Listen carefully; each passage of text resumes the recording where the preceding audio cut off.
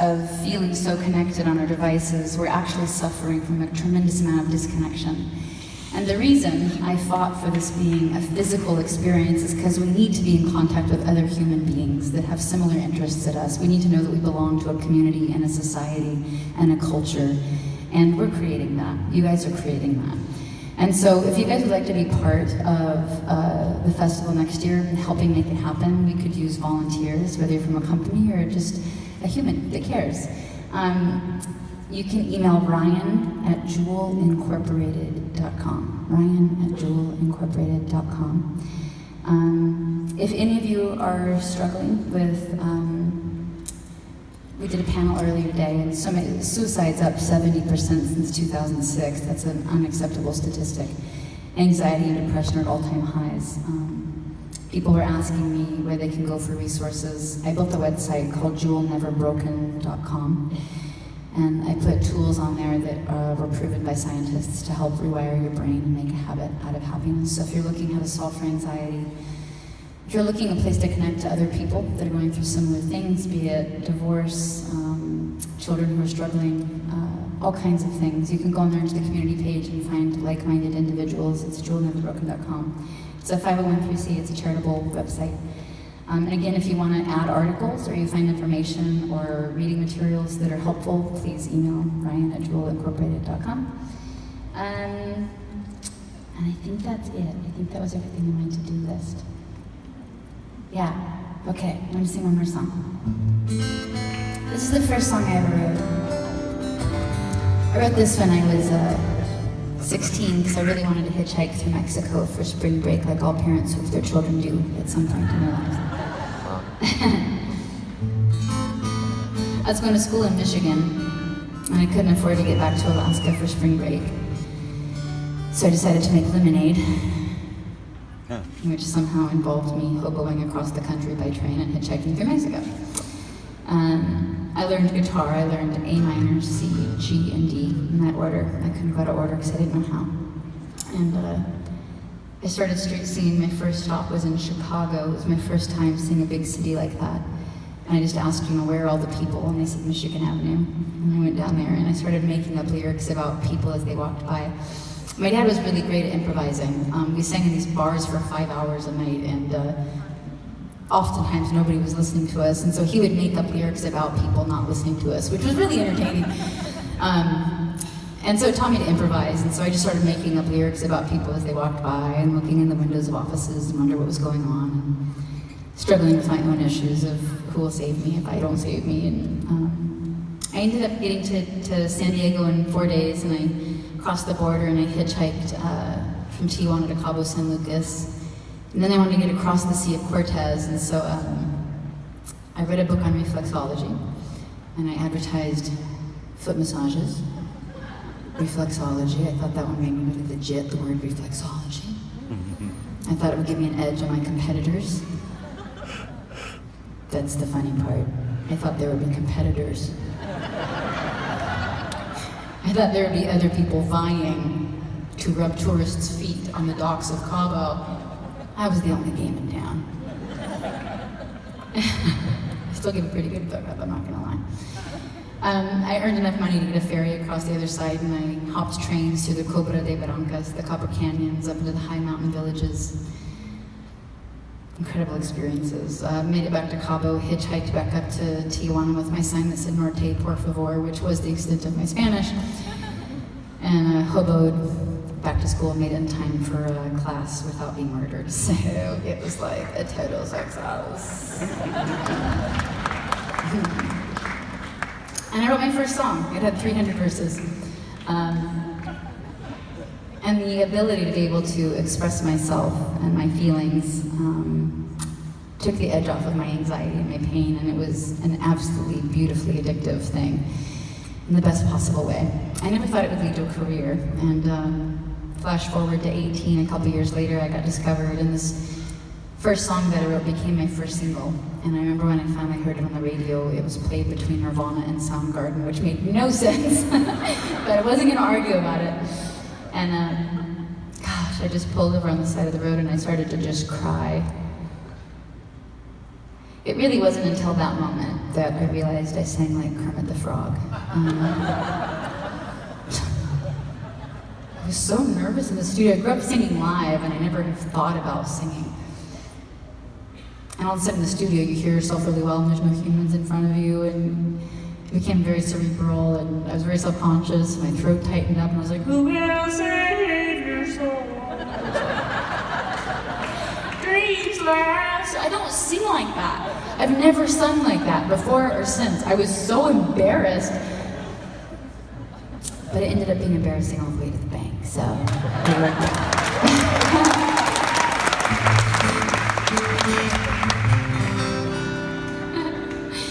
Thank you guys for coming out. Thank you for allowing all of the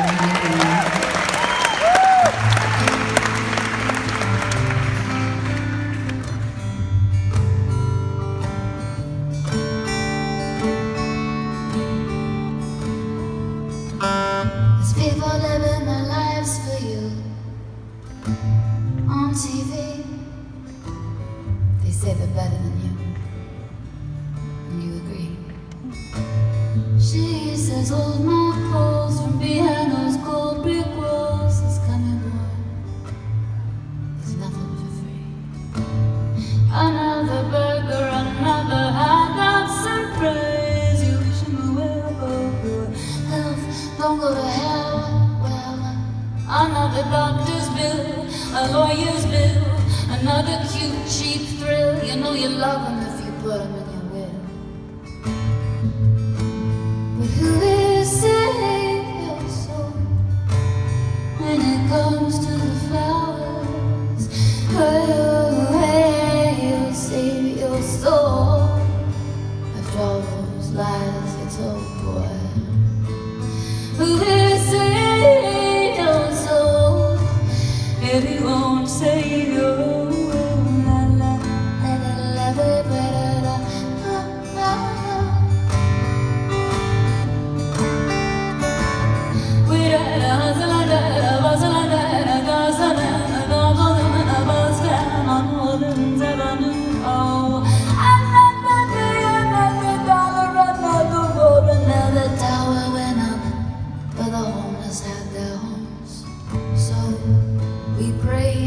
to as many different gods as there are flowers, but we call religion our friend. We are so worried about saving our souls, afraid that God will take his soul that we forget to begin with. Who will save your soul when it comes to the babies? No, you'll save your soul after all those lies you told. Who will save your soul if you won't save your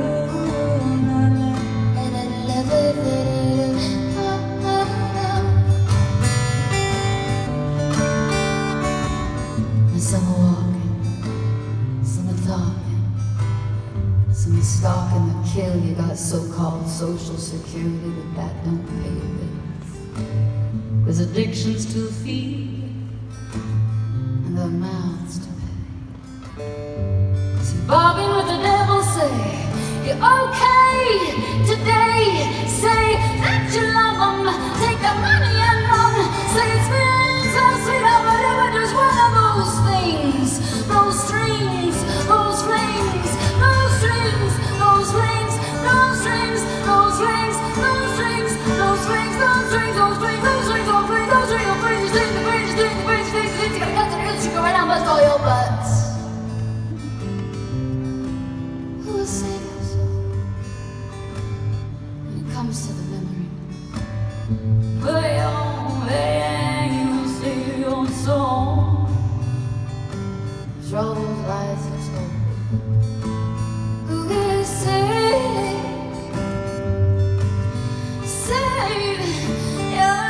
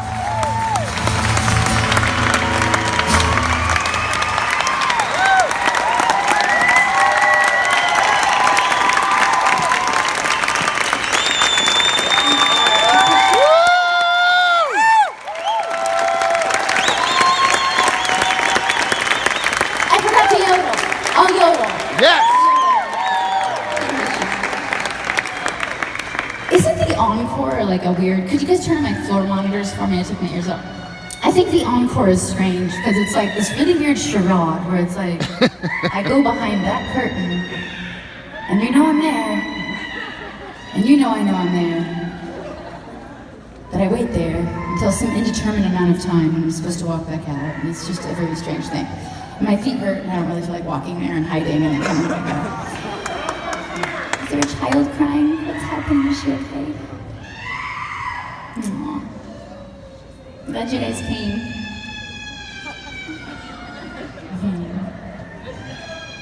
That was a lot of very loud noise. Yeah. These are good parents. More tears? I don't know what, sorry. I forgot to do that. I did say I would do that, didn't I? Aren't you guys tired? Holy heavens!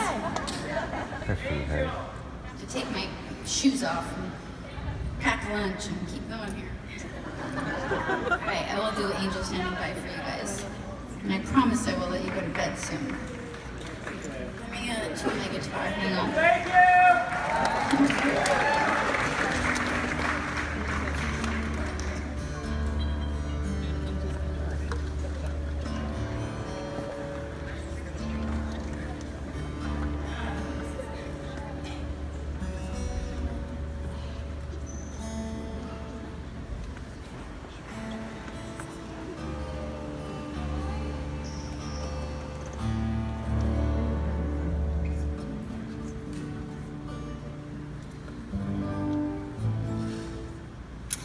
This is one of the first songs I ever wrote. Yes. I had a really hard time sleeping at night, so I wrote myself this lullaby.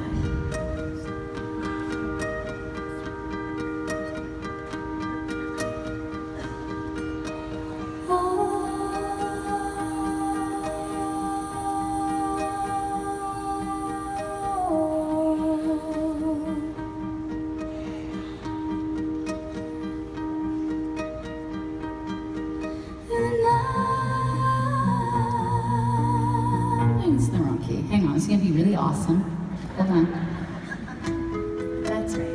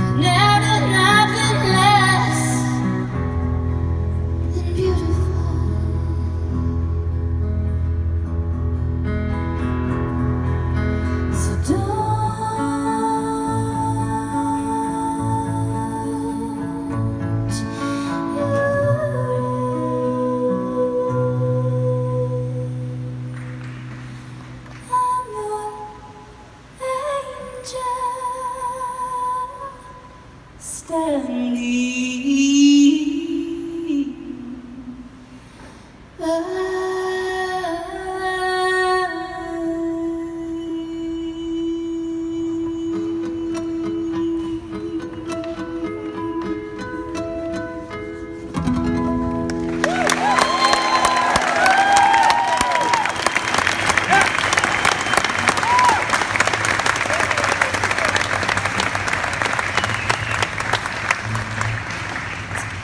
of fun when you play solo acoustic. I'll take these long pauses. It's like the opera. Nobody knows, like, is this when we clap? We don't clap yet? She's not done. Okay. All right, I will yodel for you. This is the first song I ever learned. I learned this when I was 5. My dad taught me how to yodel. I forgot to thank Trevor, Drinkwater, and his family.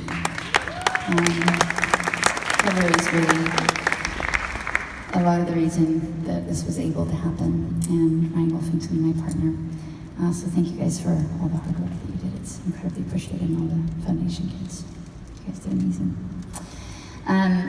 Yodeling. I had such a hard time touring as a kid who was trying to break. Grunge was everything, and I was opening for goth bands, and the Ramones, and Bauhaus, and Belly, and Hole, and every other grunge act, and I was like, I'm sensitive, and I want to stay that way. And I was getting things thrown at me, and the one thing that universally united all of us was yodeling. It was magical. I could be at like a heavy metal thing or a grunge thing or anything, and yodeling somehow won everybody over. So I feel like yodeling really made my career. Here we go. Up on a mountain, so gay and so free, there is a young man who's waiting there for me. And out on the lake we'll drift with the tide and hear those chime bells ring. Chime bells are ringing, yodelay-tee, mockingbirds are singing.